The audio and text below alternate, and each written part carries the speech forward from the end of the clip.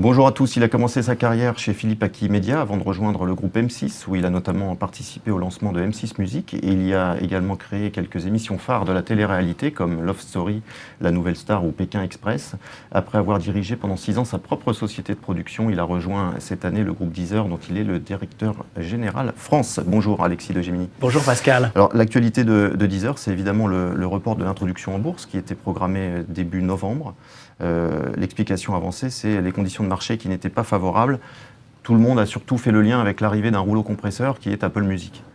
Oui, Apple a incontestablement joué un rôle dans les questions qui nous ont été posées par les investisseurs. Maintenant, la réalité, c'est que le streaming est en fait relativement méconnu, que les analystes financiers que nous avons rencontrés dans un roadshow qui nous a emmenés dans le monde entier avaient peu de comparables. Et généralement, ils aiment bien comparer. En l'occurrence, les seuls comparables, c'était Pandora aux États-Unis, qui a un business model différent du nôtre, puisque c'est de la smart radio et pas de la musique à la demande. On a aussi été comparé à Netflix, qui malheureusement dans les 15 premiers jours, ou plutôt les 15 jours qui ont précédé notre IPO, a eu des problèmes de résultats. Donc on a été en fait comparé à des sociétés qui sont différentes de nous. Apple effectivement est venu un petit peu troubler le jeu et les investisseurs qui par ailleurs ne connaissent pas bien notre industrie et notre économie ont préféré soit attendre, soit nous proposer insuffisamment d'argent à notre goût et nous avons préféré reculer pour mieux sauter plus tard. Ouais, vous sentiez dans les échanges lors du roadshow que ça ne prenait pas, que le business model ne convainquait pas quand vous posez systématiquement les mêmes questions. Alors non, pas que le business model ne prenait pas. Le business model, il a des qualités, il a aussi certaines faiblesses et on a été questionné là-dessus. Maintenant, les perspectives de croissance, le développement de l'entreprise ont beaucoup plu et le carnet de commandes s'est rempli quasiment à moitié. Maintenant, on cherchait 300 millions d'euros pour financer notre investissement. La valorisation qu'on nous a proposée était plutôt dans une fourchette basse et d'un commun accord avec nos actionnaires, on a préféré repousser l'IPO et continuer à croître avec l'aide de nos actionnaires. Ouais, ces 300 millions d'euros, ils devaient servir à quoi? Alors, à deux choses, à consolider notre positionnement en France, où on est leader du marché, et puis à financer une partie de notre développement international, qui lui aujourd'hui est dans sa première phase, qui coûte de l'argent, et dans un marché qui est ultra concurrentiel. Donc on avait l'intention d'utiliser cet argent pour accompagner cette double stratégie. Parmi les reproches qui vous sont régulièrement faits, c'est de conquérir trop peu de clients et pas assez rapidement. On peut comparer avec Apple Music qui a annoncé 6,5 millions de clients en 4 mois. Oui. Vous n'avez évidemment pas la même force de frappe. Mais malgré tout, qu'est-ce que vous pouvez faire pour accélérer le mouvement et conquérir toujours plus de clients? Je rappelle que vous en êtes à 6 millions. Hein, oui, c'est ça. Combien en France? Dont 1,5 million de clients en France. Ouais. Écoutez, ce dont moi je viens d'arriver chez Deezer, ce que je constate, c'est que le marché du streaming est encore un tout petit marché. On a un taux de pénétration d'à peu près 5% aujourd'hui en France. Et en fait, l'usage n'est pas encore véritablement bien compris par les utilisateurs. Donc je pense que Deezer, comme Spotify et Apple Music, on a conjointement un objectif, c'est d'essayer d'évangéliser autour de cet usage qui permet de découvrir la musique d'une manière totalement nouvelle. C'est vrai que de payer pour de la musique d'une manière mensuelle sur abonnement est une habitude qu'il faut qu'on construise. Donc ce qu'on nous reproche, c'est un petit peu le fait qu'aujourd'hui, c'est un marché qui est encore immature. Et ce qu'on essaie de faire aussi avec l'argent de nos actionnaires, c'est de créer ce marché finalement. Parmi vos actionnaires, il y a des maisons de disques. Hein. Absolument, les maisons de disques sont autour de table de Deezer. Elles nous accompagnent depuis la création de l'entreprise. J'aimerais qu'on parle d'une partie de votre portefeuille client qui sont ces clients qui viennent d'Orange. Oui. C'est-à-dire quand on souscrit un abonnement chez Orange, on est par nature un client de Deezer. L'enjeu pour vous, c'est de faire payer ces clients Deezer à terme, d'en faire des clients Deezer à part entière, je dirais, et pas seulement des clients d'Orange. Absolument. D'ailleurs, c'est un enjeu qu'on partage avec Orange, puisqu'en fait, on a un partenariat qui a évolué avec eux. Au départ, donc, il s'agissait d'inclure Deezer dans l'ensemble des forfaits au-delà d'un certain prix.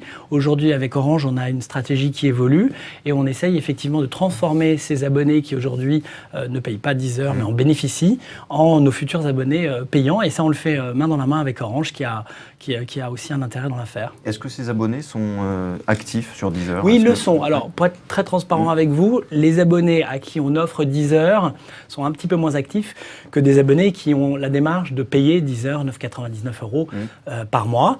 Pour autant, un abonné moyen chez Orange stream à peu près 350 à 400 morceaux par mois. Ils utilisent, ils sont actifs et on travaille tous les jours à ce que l'utilisation de notre service augmente. Les sources de diversification pour Deezer, c'est à la fois la géographie, de nouveaux marchés, notamment dans les pays émergents. Est-ce que vous regardez aussi des offres dans la haute qualité, le son de haute qualité, sur des niches qui seraient destinées aux mélomanes, aux audiophiles? Alors, on le regarde. D'ailleurs, on a créé une offre qui s'appelle Deezer Elite, avec du son haute qualité, qu'on distribue notamment cette fois-ci avec des partenaires comme Sonos et Bose. Pour être très sincère, on est sur des marchés qui sont quand même beaucoup plus des niches. Donc aujourd'hui, cette offre, on a à peu près 250 000 abonnés dans le monde qui sont abonnés à Deezer Elite avec Sonos. Avec un abonnement qui est plus cher, j'imagine. Voilà, à 19,99 €, tout à fait.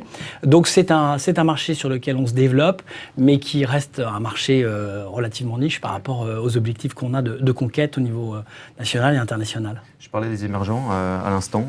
Quelles sont les ambitions en la matière? Écoutez, on est très dynamique, notamment en Amérique latine. Aujourd'hui, Deezer est présent au Brésil, au Mexique, en Colombie. Donc on a cette branche-là qui se développe très bien. En Europe de l'Est et Europe continentale, on a aussi de grandes ambitions avec des partenaires opérateurs télécoms dans chacun des pays. On essaie de se développer aussi dans ces marchés qui découvrent le streaming actuellement. En Afrique? Alors l'Afrique, c'est un des objectifs qu'on va se donner, avec une difficulté, c'est le business model, parce que la capacité des clients là-bas à payer 9,99 € est très très faible. Donc il faut qu'on crée des nouveaux services, on est en train d'y travailler. Et une problématique de réseau également, non?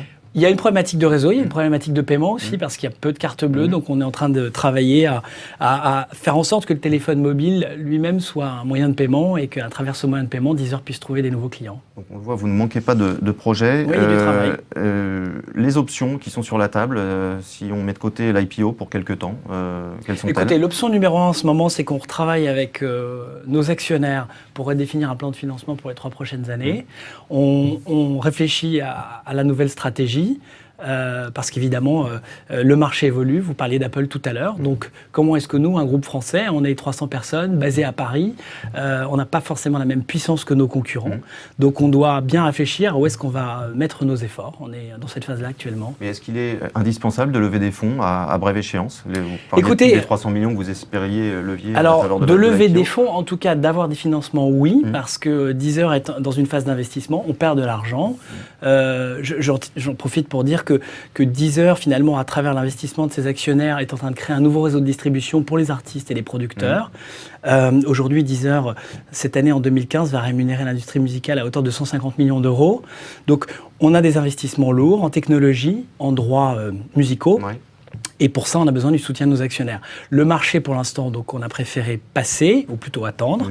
Et donc, c'est nos actionnaires qui nous accompagnent sur le financement de cette activité. Merci beaucoup, Alexis Gemini. Merci à bientôt.